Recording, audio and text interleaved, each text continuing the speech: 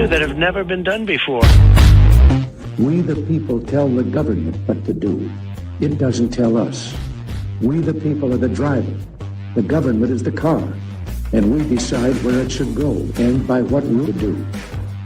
We the people are free. And I hope we have once again reminded people that man is not free unless government is limited.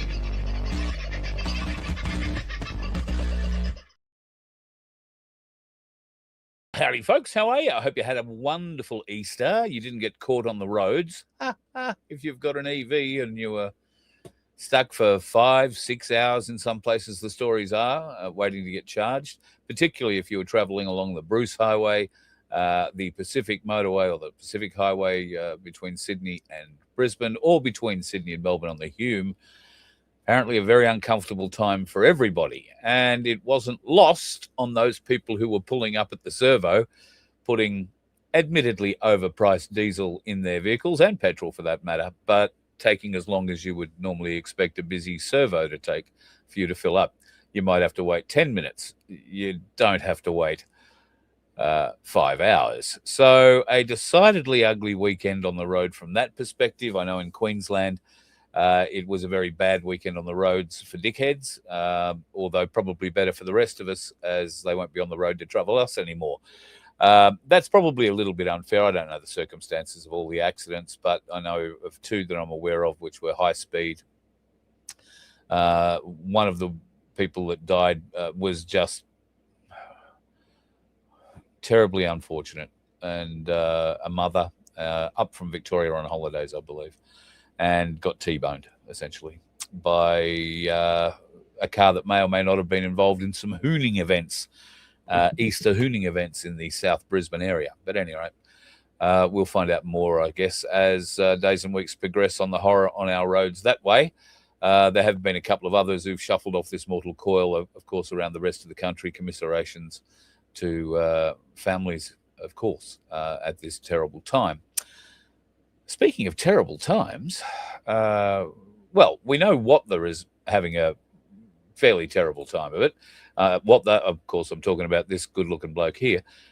Greg has been in hospital. He's been having some work done on his foot and more particularly his toes, returning blood supply to said toes. Now, we did point out there are a few issues going on with his little pinky toe, if you like, on his left foot.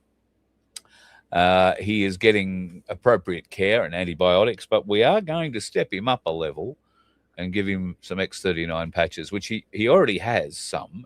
He's a bit of a user, so to speak, but he has them tucked away somewhere, and he only has 5 of them. So I'll sort him out with some X39 patches, and stem cells are a magnificent thing when you're old. You don't make too many of them anymore. And that's because as we get older, we make less, or have less copper peptides in our blood, and our copper peptides is what makes our stem cells. This X39 technology is light technology, absolutely wonderful. It doesn't work for everybody, but it certainly has a big effect on me with my neck and headache issues, with my wrist when I broke that, and even today with any kind of, I guess, aging pains. Some might say arthritis, but I refuse to believe I have it. And it helps dramatically with whatever those aches and scrapes are. And we'll see if we can't make a difference to his toe. I would love to be able to wrap one around his toe, but I don't know that that's the proper application. And the doctors that are currently viewing his toe might not like that. So we'll have to try and secrete it somewhere on his person where the doctors aren't going to find it and the nurses aren't going to rip it off. But X39 patches on the way, buddy, and I'll catch up with you very soon. Before we get into Life, the Universe tonight, I know it's a bit late getting the show together. It wasn't going to be. I have actually been trying to put this show together on this laptop since about 3:30 this afternoon. And I'm not sure how far we'll get into the show before the whole thing cooks itself and turns itself off. But that's essentially what happened today. And I had to let it rest, obviously, and cool down.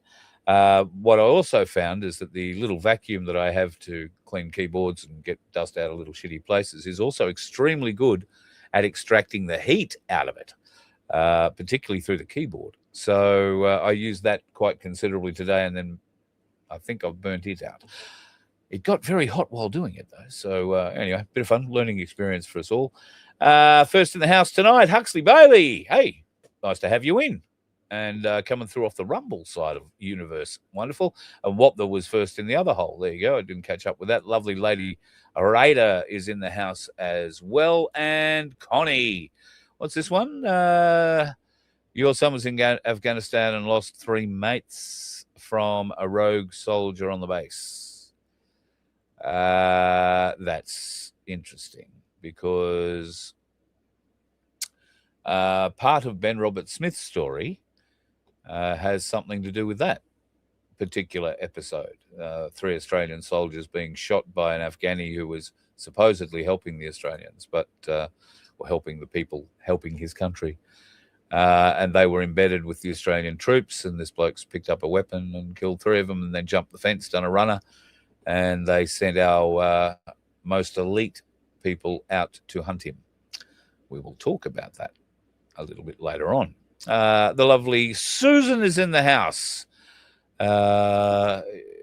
You believe that everything that has and is happening in the world, even here in Australia, is meant to be? I believe it's all part of the Q plan. You've been watching interviews and reading books on Q. I'm with you for maybe different reasons, but I'm certainly with you. And it's interesting.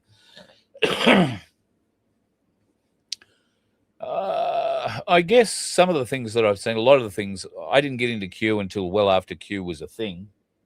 Whoops, where's that phone going to be beeping at me all night? Let me mute that. Yeah, I really didn't get into Q until after Q was a thing, and I've never been able to get into the encoding or the decoding of the Q messages. That is a bit above my pay grade. I did get involved with somebody who was doing that, and then for whatever reason backed away from it rather rapidly, and I've never found anybody else who's been close enough to do the decode. So I'm not good with the numbers, you see. So when you've got to go and faff about with all of that, it gets very messy. So I've derived my belief from similar but different stances. So I've seen the Q stuff, the decodes, and I've gone off to try and find my own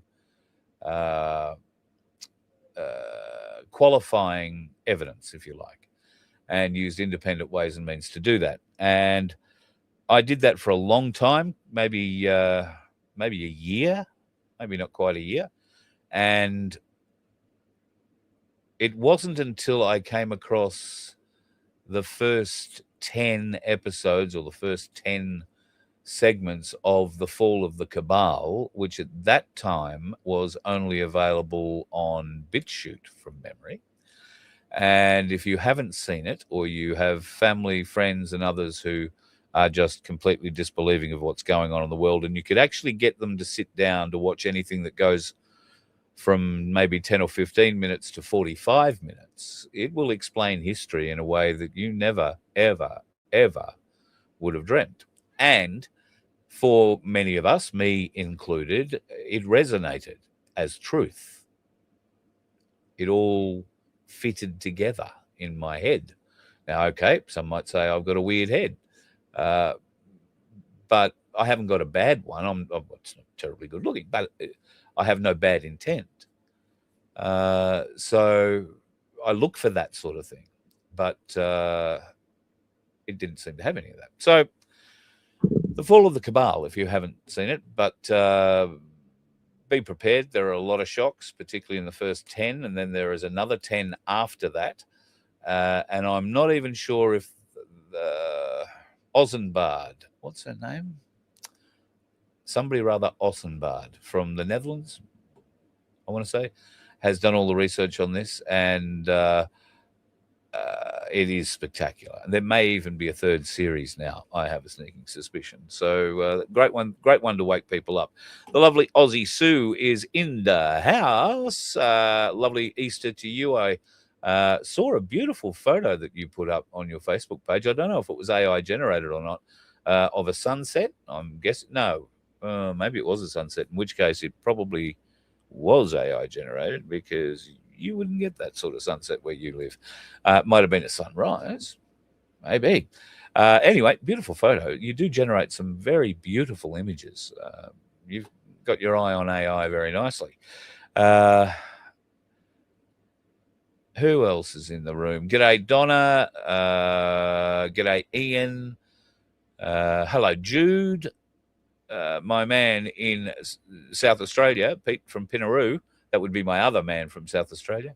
Nice to have you on board. The lovely Susan. Again, hello, Ann Penny.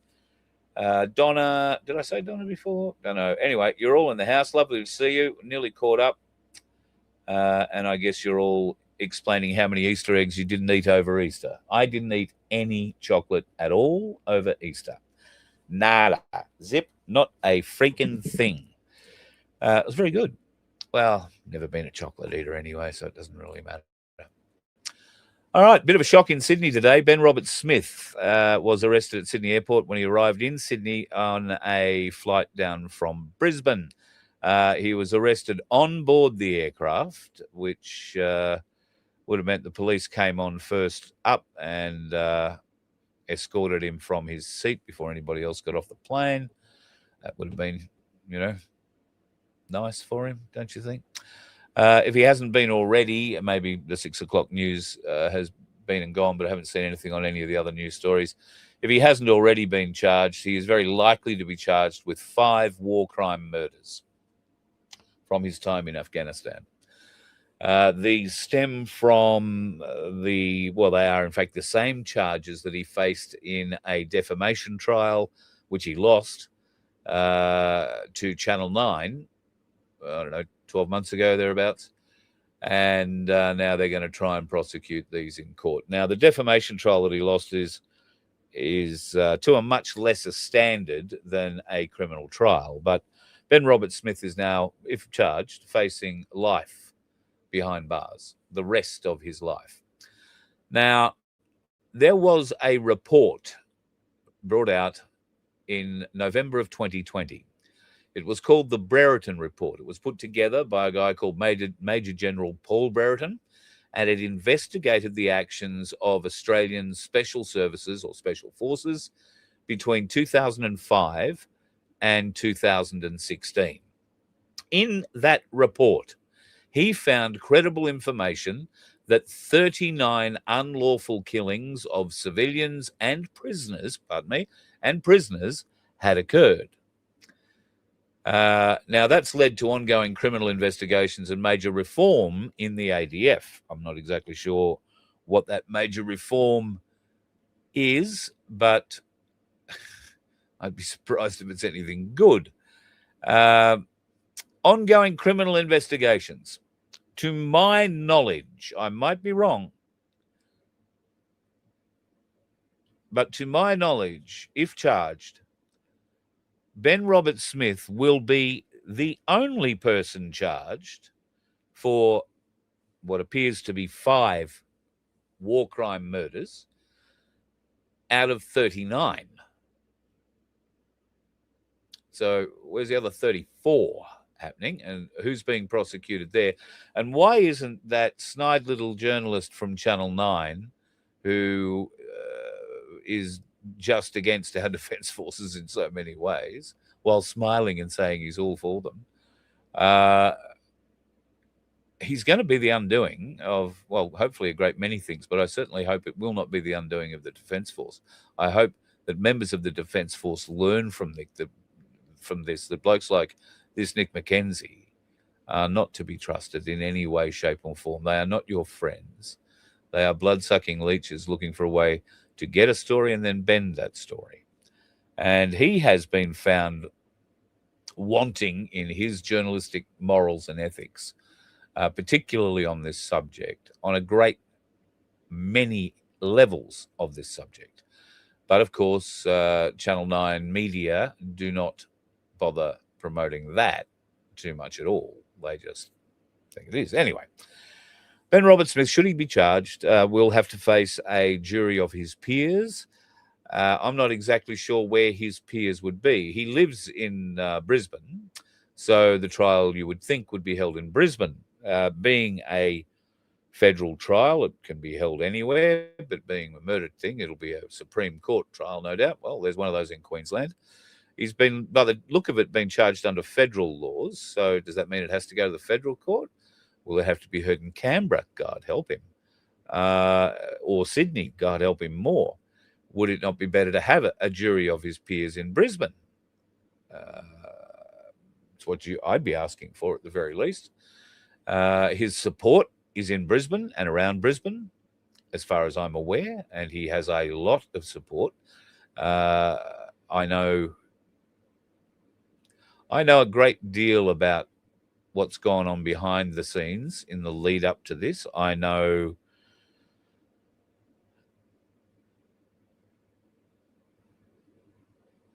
enough not to say certain things. I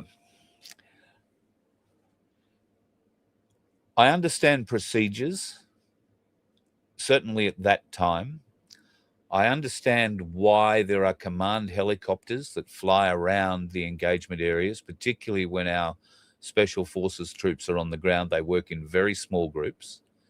And while the helicopter is not hovering above them, it will be at some high flight level above them.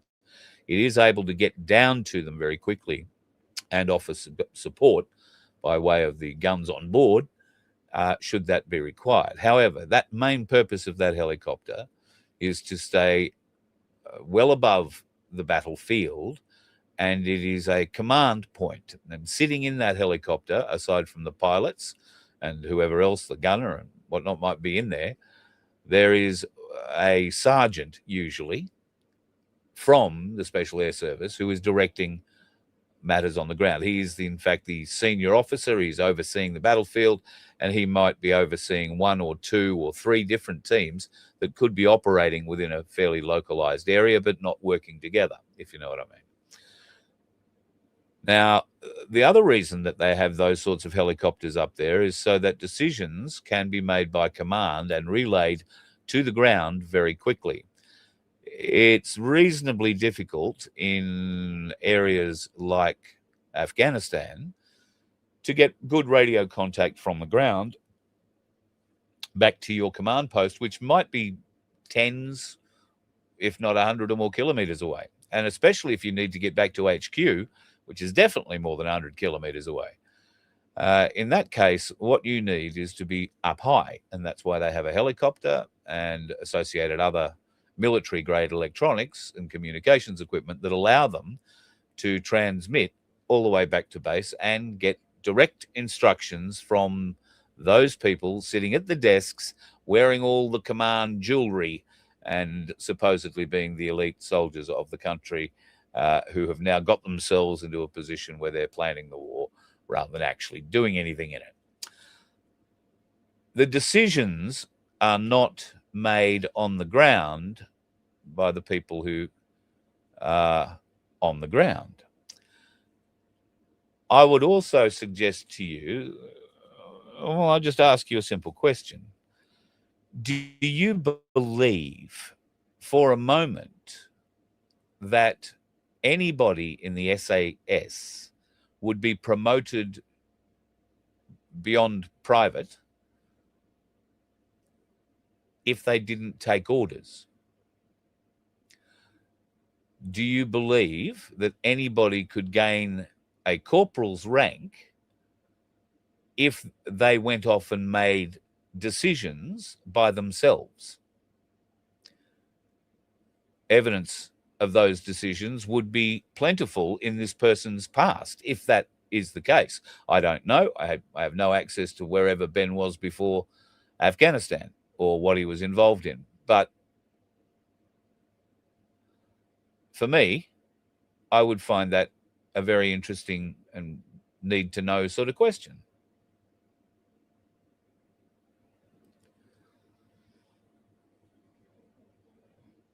Tall poppy syndrome is something, I don't know if it's unique to Australia, but certainly Australians do it the best. We chop tall poppies down every day, and we do it brutally, usually. Whether it be a meme, whether it be, a comment, whether it be shouting of abuse. It happens all the time. We have to, I hope, start shouting in a different way, a way that's going to help us with Ben Roberts-Smith, a way that's going to enlighten the public to the real truth of how this thing works and why this smells bad. It starts in Vietnam. Ben Roberts-Smith's father, I beg your pardon, not Ben Roberts-Smith's father, former Governor General Hurley was in Afghanistan and, I beg your pardon, in Vietnam. At that time, he was in Vietnam with the father of the sergeant that was sitting in that helicopter I just told you about, who was either making command decisions because he is a sergeant or was getting command decisions from HQ and relaying them to the ground. Now, tragically, that bloke died. And he died hunting down the bloke that Connie's son lost 3 friends to. Connie's son was in Afghanistan. Very lucky he probably wasn't one of these victims. Now, they sent out the best to go and hunt this bloke down, because after he'd shot these 3 guys, he did a runner and was able to somehow get out of the base. He got through the wire and disappeared into the sand, and they never saw him again. Well, they kind of did. Well, they definitely did. However, when they got a bead on where he was hiding, it was in a small village.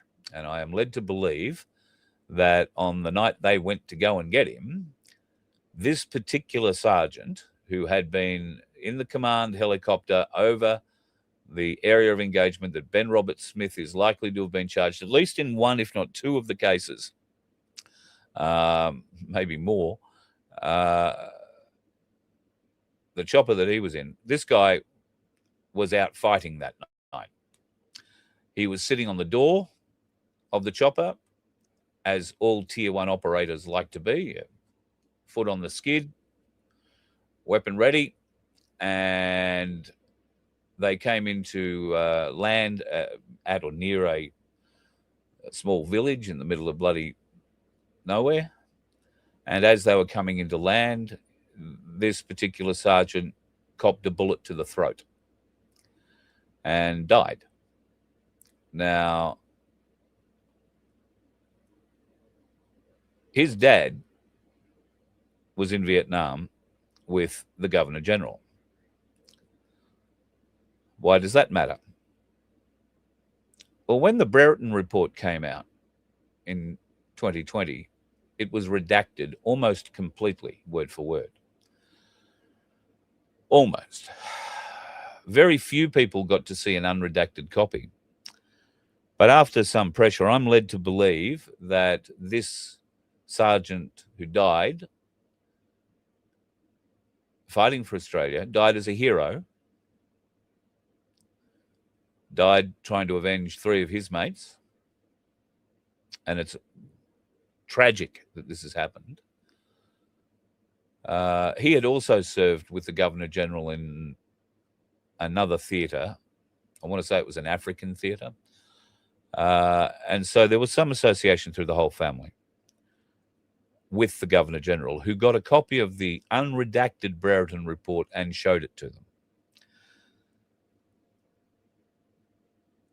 Now we get to talk about jealousy in the military, and there is, make no doubt about it, a huge amount of jealousy for anybody who is awarded anything remotely like to the level that Ben Roberts-Smith was. Ben had been awarded the 3 highest medals that we can give, including the Victoria Cross, which they're now going to try and take off him.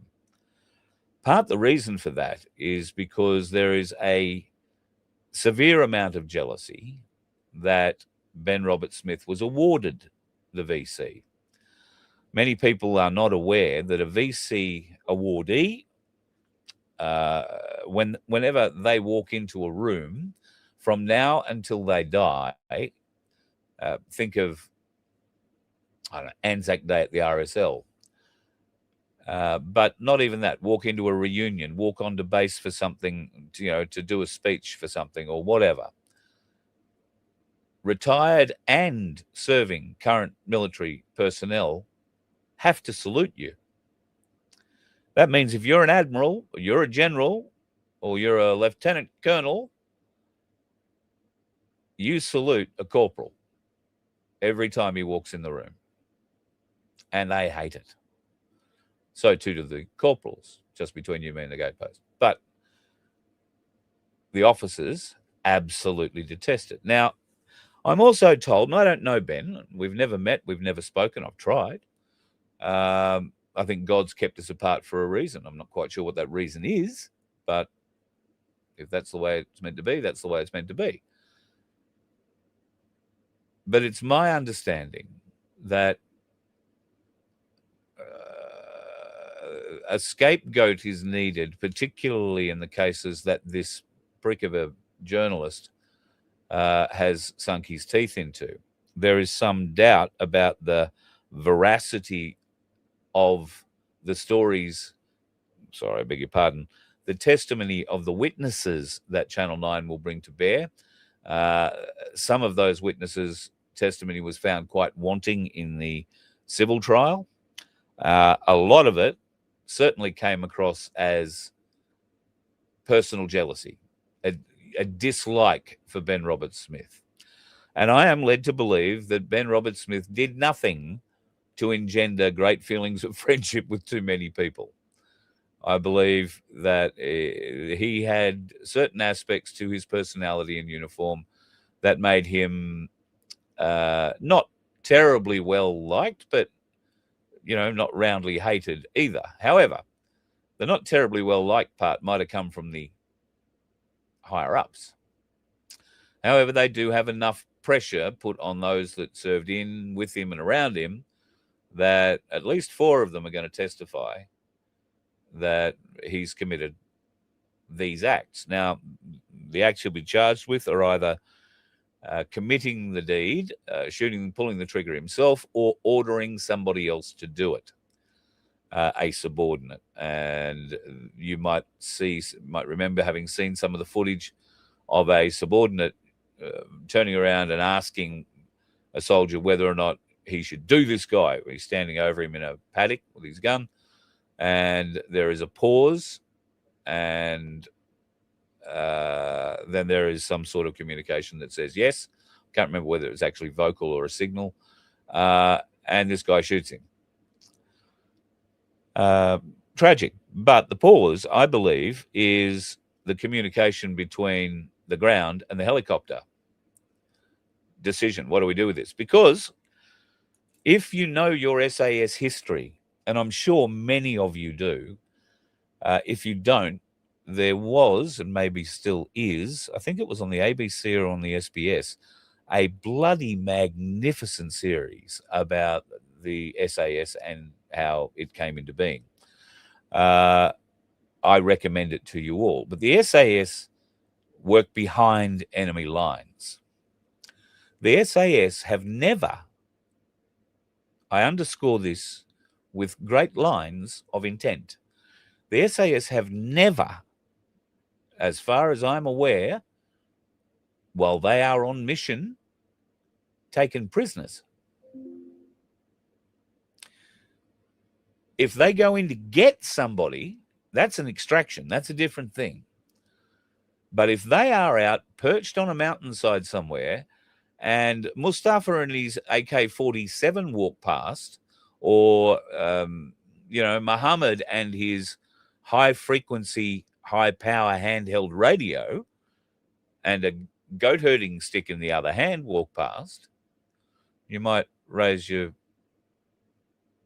eyes a bit at that.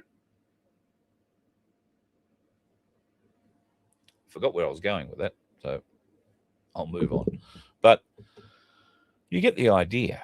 And I'm also concerned about what this is going to do for the morale of particularly our tier 1 operators and those that support them, Tier 1 being the people who go in and do the deed. They are the shooters, if you like, the operators. These people ordinarily have been 100% fully supported by government and by their own mechanism, their own regiment, their own army, navy, air force, depending on what service they're in. And they all have their own special service versions. We don't hear too much about anything else other than the SAS, but there are other crews, so to speak. How do we help Ben Roberts-Smith? Well, I think what we need to do is keep an eye out for the lies that are going to be told, the fact that they have no body, they have no access to any kind of site, have no access to Afghanistan, so they can't go and pick up shell casings, they can't exhume bodies and do autopsies, they can't do anything. So they're going on the hearsay evidence, supposed eyewitness evidence, of what I believe will be some fractured egos, and who are now in so deep that they've got to stick with the lie and hope to God it sticks. But there are so many inconsistencies with what I would call operational norms that I can't see how he can be found guilty. But they are pushing this for some reason. So could this be to show just how pathetic our government is, just how controlled, just how contrived? And could this be a way that opens up the eyes of many in the military to the control that's been exerted over them, which they've hitherto sniffed but not believed? God, I freaking hope so. But I'm going to try and keep up with the Ben Roberts-Smith story as much as possible. I don't know why I feel so close to it, but I feel extremely close to it. So we'll keep you appraised. All right, the moon shot. Right. It's more moon shit. All right, I'm going to show you. This computer has been playing up. I've downloaded 3 or 4 different videos of this that wasn't somebody else's TikTok and had much better pictures. But I just want you to watch this. Artemis 2 now bound for the moon. Humanity's next. Look. Yup, that is exactly what you think it is. A zip line taking the astronauts off of the rocket right before it goes up and flies straight up and then down and lands in the ocean, because they're not actually going to space. Good roll pitch. Because it's not real like you know it. There's a reason why the first moon mission... Anyway, you get the idea. I was more interested in the escape pods. So what he showed there are 4 gondolas. Those gondolas are, if you like, on the back side of the tower and are used as emergency escape systems for astronauts and other technical personnel who might be on the rig while loading it up or for whatever and have to get off it very, very quickly.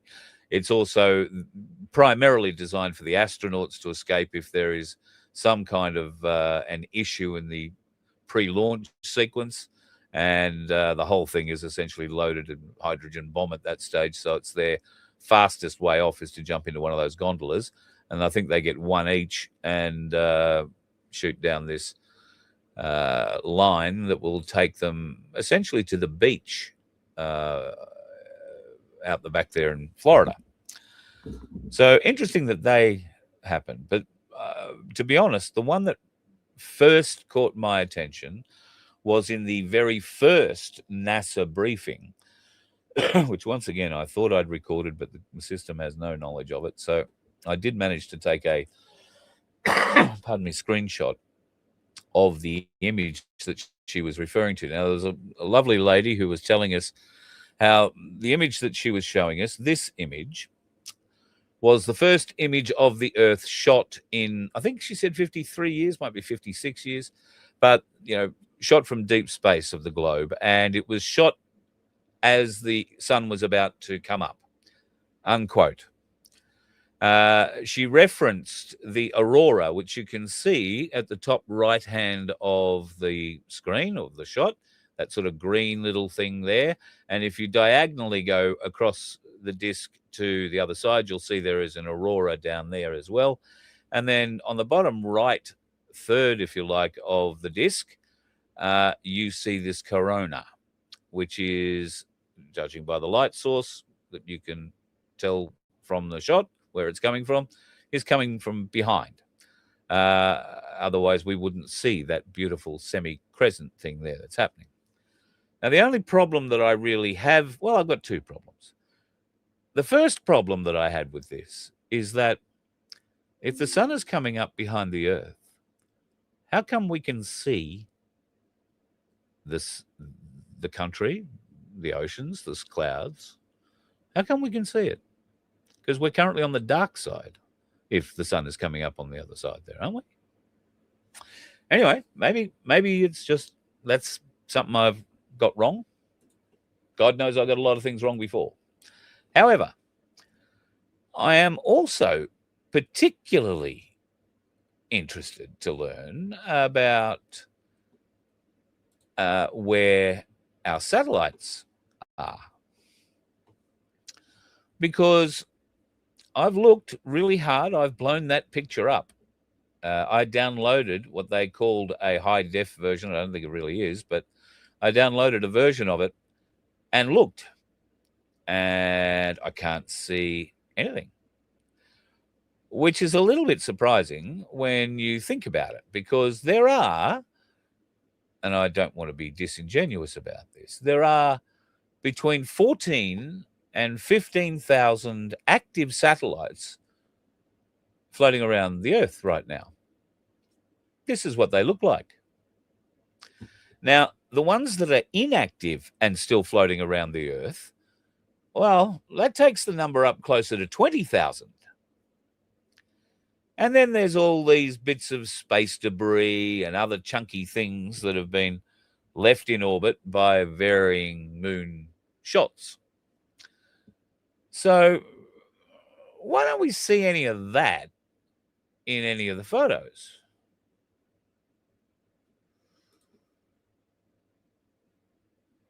I think there's a reason they call it not a space agency.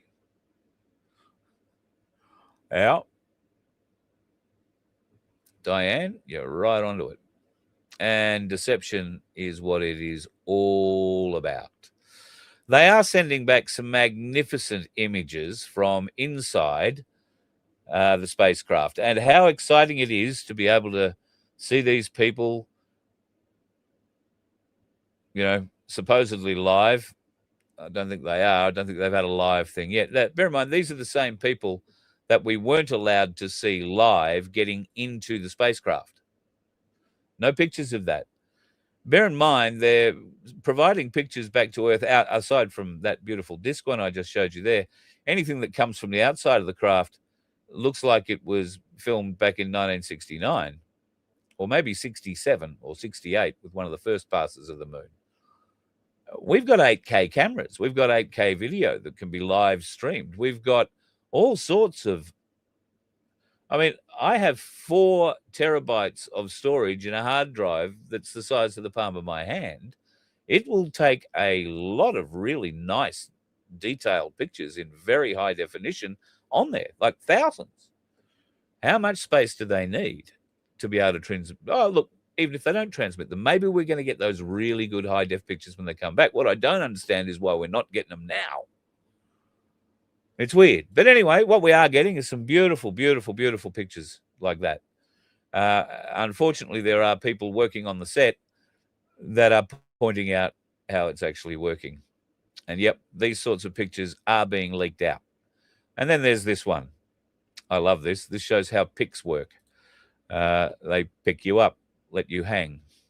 Notice anything similar about that? Even if you go up to your TV, I've only got a very small screen here, but if you go up to your TV and have a look at that girl's hand and her thumb and compare it with that one or this one, it's probably better. particularly, her left thumb. Pretty wild. At any rate, first pictures from the dark side of the moon have been sent back, you'll be pleased to know. And that's what it looks like. The Albanese government isn't concerned, nor apparently is Trump. He's more concerned about anything else except this, apparently. Anyway, let's move on. Many people won't be familiar with this place, but this is the Ampol refinery at Lytton in Brisbane. This refinery produces and supplies fuel to essentially all of Queensland and certain parts of northern New South Wales. It provides fuel to its partners, BP, Shell, and a variety of, well, until recently, a variety of independent fuel distributors throughout southeast Queensland and further afield. Over the weekend, and this is why this computer is an issue, another piece of video I've saved, or I thought I'd saved, but has disappeared. A truck driver, one of those tanker truck drivers, had enough and finally came out and told the truth. Now, we've been hearing stories from drivers who weren't prepared to come on camera and tell the truth because it would cost them their job. This bloke has had enough, and he was driving for an independent fuel distributor. He is a Queensland truckie who had to come from well inside Queensland down to Tamworth so that he could fill up his two trailers and then take it back to Queensland to service his Queensland clients. Why? Because the Lytton refinery had decided to close its doors, or at least limit the number of independent fuel trucks it was allowing in there and out every day, and how much fuel they were allowed to take. Now, I've put a call in today. I've sent an email today to try and speak to somebody from there about this to find out if there's any truth to that. I'd be very intrigued to learn that if there are millions and millions and millions of gallons, as I'm prepared and led to believe, they're already on site just sitting in storage. Because I believe that this picture that I showed you of Lytton doesn't show huge volumes of storage, but I believe there is also underground storage there too. I don't know how true it is. I'm not that kind of person. I do know it looks very pretty at night, but not real flash.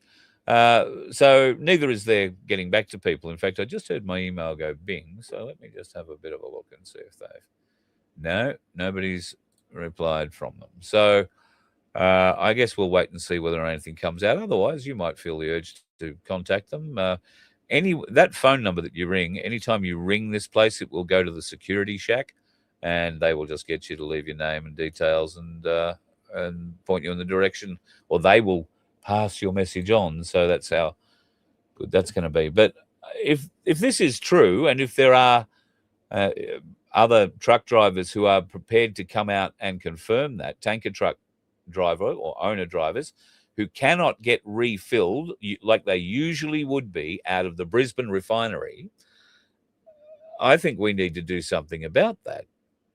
Clearly, they're just feeding themselves while blowing our prices out of the water. Now, in Bali the other day, $1.30 a litre. Apparently going up to $2 a litre maybe next week. That would be a big jump in Bali, I suspect. But that's a huge jump in anybody's language.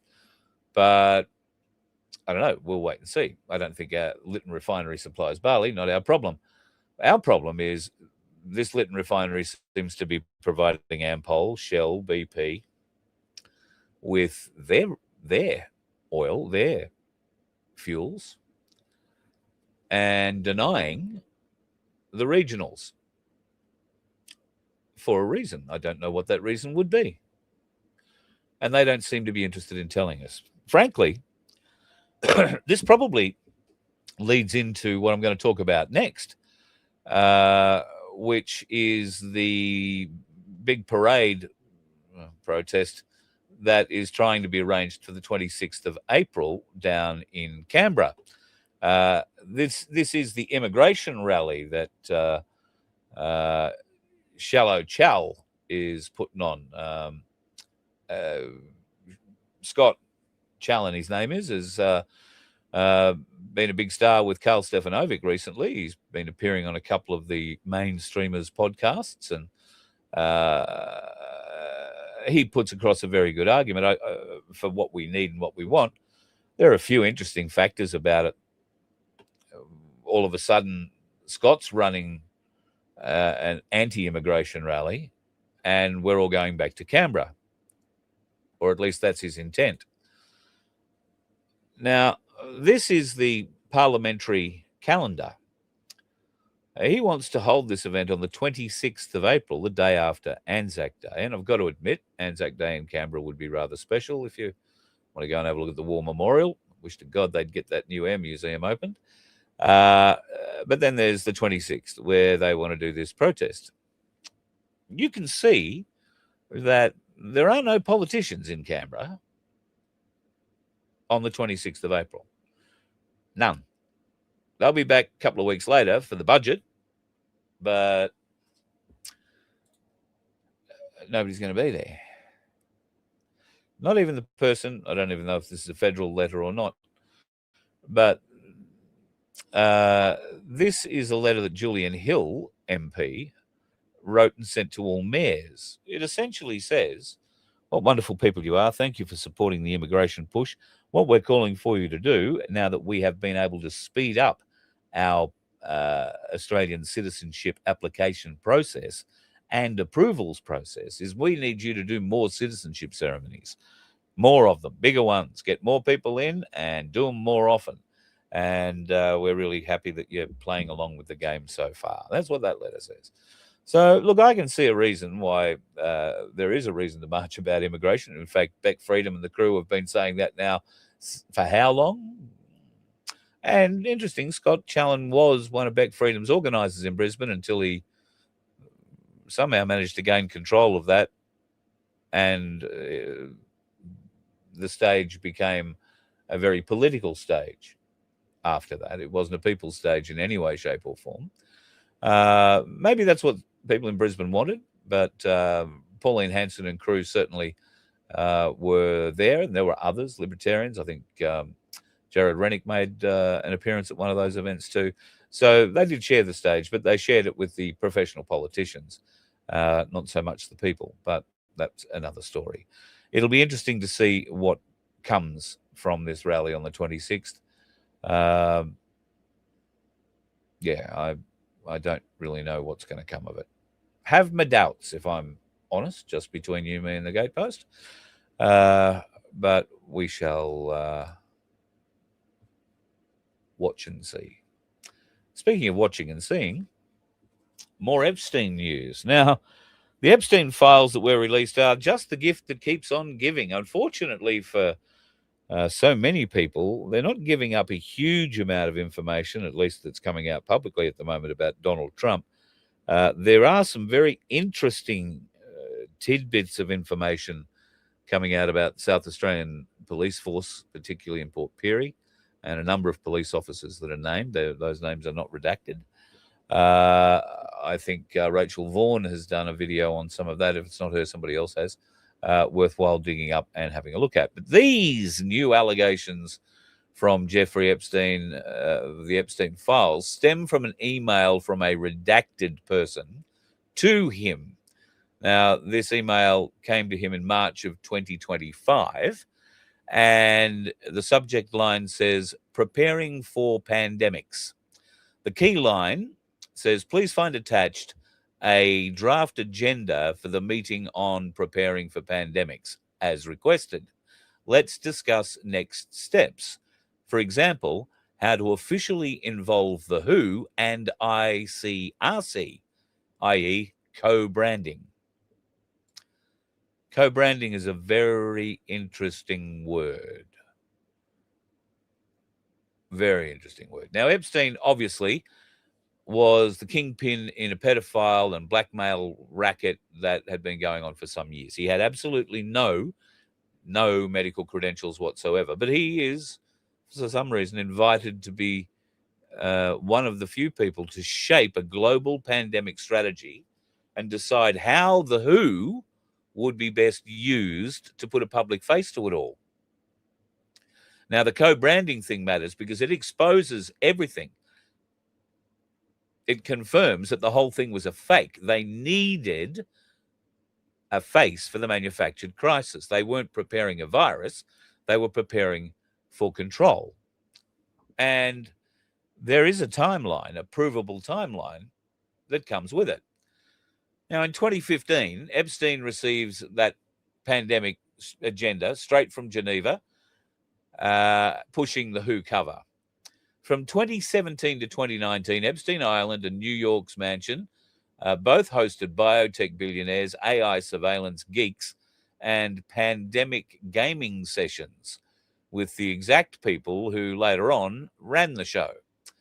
Then in early 2020, the scripted outbreak hit, and of course, the WHO declared the pandemic right on cue. Lockdowns get rolled out around the world. In 2025, Trump forces millions of pages to be unsealed, and this information pops out over the last day or two, as it says.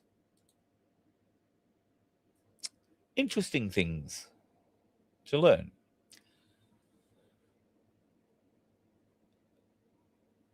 Oh, I'm trying not to talk about Donald Trump because there's so much to say, and I don't know whether or not the time has passed and whether or not they're now blowing up bridges or nuclear power stations in Iran.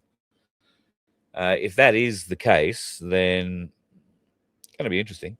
I find it quite ironic that people are calling Donald Trump out for war crimes when they're very prepared to ignore war crimes that have been committed by a number of presidents of the Democratic persuasion, particularly in the last, call it 15 years, even 20 years, let's be generous.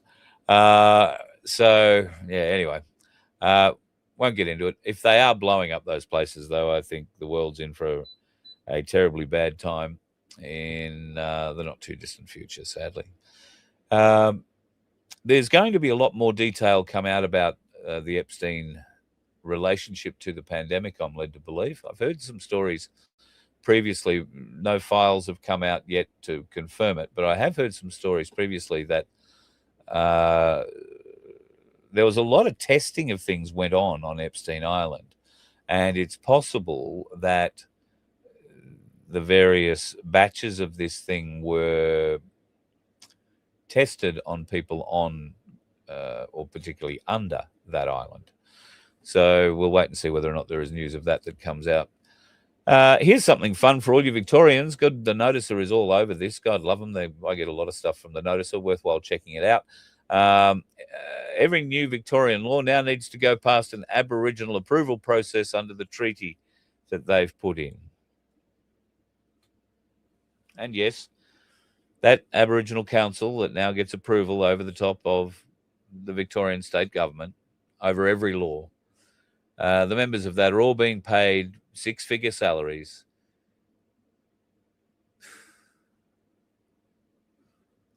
Oh, I can't believe it's happening. Victoria, Victoria, Victoria. I know you've got an election in November. I couldn't tell you who you have as an opposition. I don't think any of you know who you've got as an opposition because they're weak. They say nothing, they do nothing. And a bit like the federal Liberal National Coalition, they'll say one thing to your face and go in and vote the opposite the same day. And this is something that the Liberal and National Party have yet to figure out. And I hope that the Pauline Hanson One Nation group have. Their intent means a great deal. Their word means a great deal. They say they're going to do something, they do it.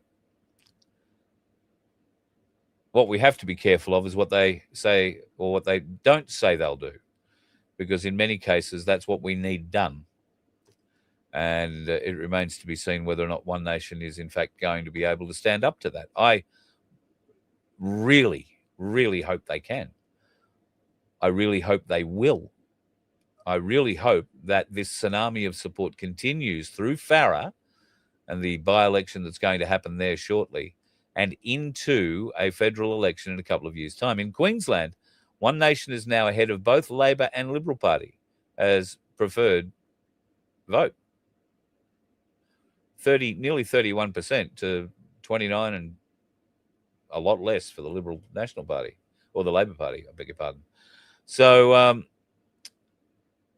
yeah, that's a significant issue for them.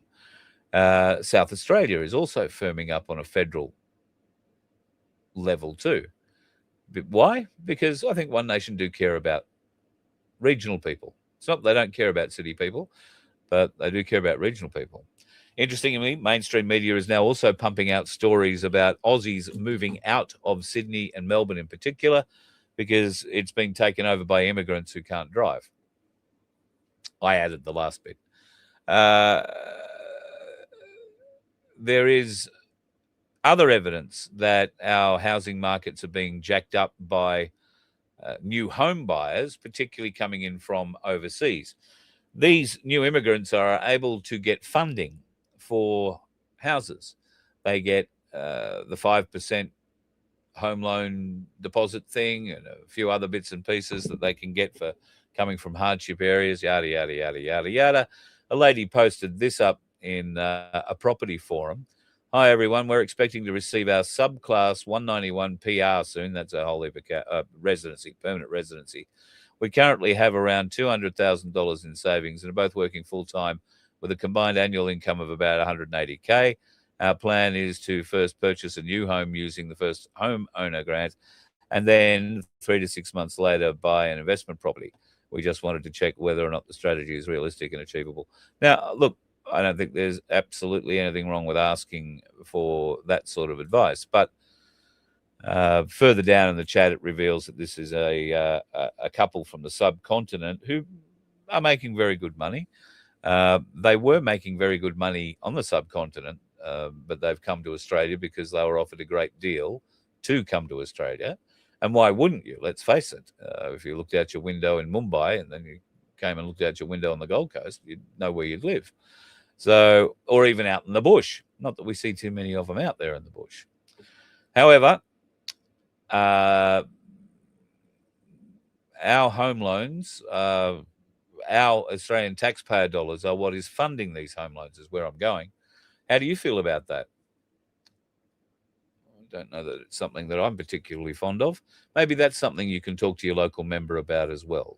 Send them an email and say, do you know this is possible? Or better still, don't believe me. Go and do your own research on it. It's probably the best idea for us all. All right, I'm going to love you and leave you. I haven't heard or seen from Vince. I've tried ringing him a couple of times today. I imagine he's still asleep. So we shall see what happens. I'm going to be on the road tomorrow. There will be if you are watching the YouTube channel, youtube.com // at VOF, the at symbol, VOF.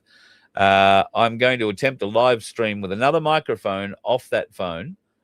And I may have a special guest. We'll see how it goes. He might be camera shy. We'll see. But that'll be on tomorrow's show. Yeah. Yes, on the road again tomorrow. At least, well, I'll be on the road all day, up and back. But be heading north and then heading south again, heading up to see Margie Sedgman, picking up something from her so I can help out Skipper Pete. Believe it or not, this is how the family works, folks. So tomorrow, rather than hide it all, I'll tell you what I'm doing. I'm going to see Margie Sedgman because Margie has an H2 unit that she has no further need for. She never had it fitted to her car because just before she got it, she got ill and she won't be doing any driving or towing a caravan around or needing it. So Skipper Pete, who already has an H2 unit on his vehicle, is getting another vehicle. He's sort of inherited it, if you like, and he has so much love for the machine now that he wants to put another unit on his car. So I've facilitated a purchase, if you like. So Skipper Pete's going to get Margie's H2 unit, but there is a bit of a difference of about 1,200 kilometres between them. So I'm going to be the money man and pick it up and send it up to Pete, while I also send off a bit of programming kit that has to go back to Tim to get reprogrammed. I will also poke my head in and potentially see Sunflower. I don't know if she's in the chat tonight. I haven't told her that I'm coming, but there might be room for a coffee with her somewhere. And I will be calling in to see Greg, who I am taking the X39 patches to. So that'll be my day on the road. And you may well hear me getting rather angry if I'm stuck in traffic getting back. Tomorrow night might be later than normal, depending on what time I get back or if I get stuck in traffic. But the goal is to be back here by 4 o'clock. If I can be back by 4 o'clock, we will have a show at 6:30 as normal. If I can't, well, it might be a bit later. We'll just see how it goes. Anyway, have yourself a wonderful evening, folks. If you're off enjoying the magnificent pictures that are being created, that are coming from the moon, will be interesting to see what dark side of the moon pictures they do show us. Or you might just want to go out tonight and do what this bloke did.